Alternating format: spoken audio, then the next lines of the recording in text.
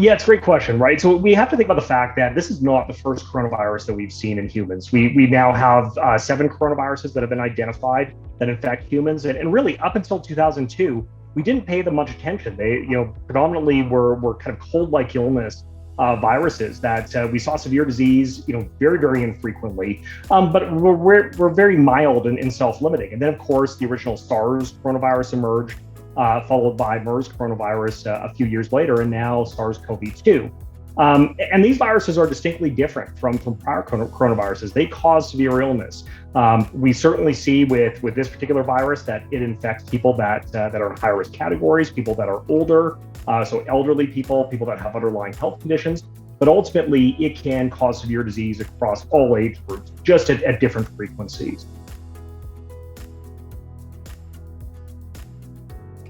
Vaccines are being used to train our immune system. So what our immune system does is that when it encounters a microbe or a pathogen that we have not seen before, it will basically look for pieces of that microbe to build antibodies against. Then what happens is that over time, if you're re-exposed or you come back into contact, those antibodies will pick back up. Your immune cells will pick up on the fact that they're seeing something they've seen before, and you will basically get a suppression of infection. So with vaccines, what we're trying to do is rather than having to wait for somebody to get infected to build that immunity, you're trying to supply them with a piece or a portion of the microbe that basically gets those antibodies rolling in the absence of any sort of infection. So the vaccines can't basically provide us with the means or the mechanisms to create virus on their own, but they basically give us a small composite sketch of what the virus looks like, and then our antibodies are built against it, and our long-term immune responses are generated. I live in basically an area of work where I'm constantly working with emerging infectious diseases and emerging viruses. We have to think about the fact that these viruses are being presented to us on a daily basis, and we're seeing a general increase in the frequency of emerging infectious diseases that we are facing. Certainly, we look back at 1918, 1957, 1968, 2009, just for influenza pandemics alone. We see these fairly frequently. Now with coronaviruses, we've seen 3 that have had public health consequences in the past 2 decades.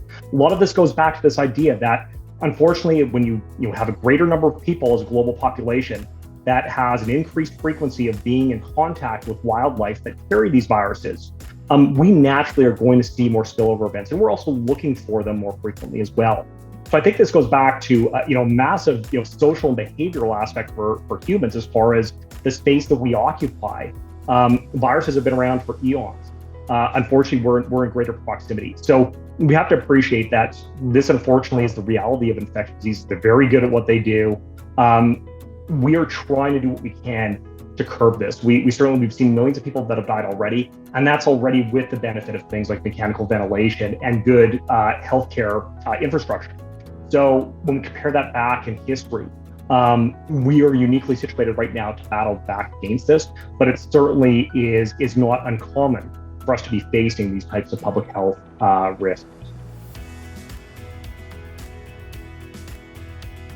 So Health Canada actually just released some guidance today for people that are fully vaccinated, which I think has been, it's been a little bit behind where we saw the U.S. Centers for Disease Control and Prevention with their earlier release. But we're getting guides now, and that's important. What it tells us is that not only do these vaccines protect us from severe disease, in many cases, they're also preventing us from getting infected in the first place. And that's very important because what it now starts to give us guidance for is the fact that people that are fully immunized, their ability to interact with other people that are fully immunized, there's likely going to be a very low risk of any sort of transmission, even with the variants of concern that we've seen. When we get into areas where it's people that are fully immunized that are interacting with people that are partially immunized or unvaccinated, then there are still concerns about transmission. We've seen those cases.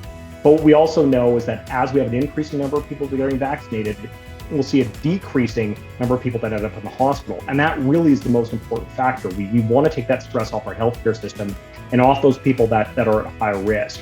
So we certainly have to be cognizant of where transmission is in our local communities. And I think continue to follow what our public health guidance is from the auspice of not only federally, but also provincially, because that's going to be the best indication of where we are in this point in time in regards to transmission and how we best suppress it.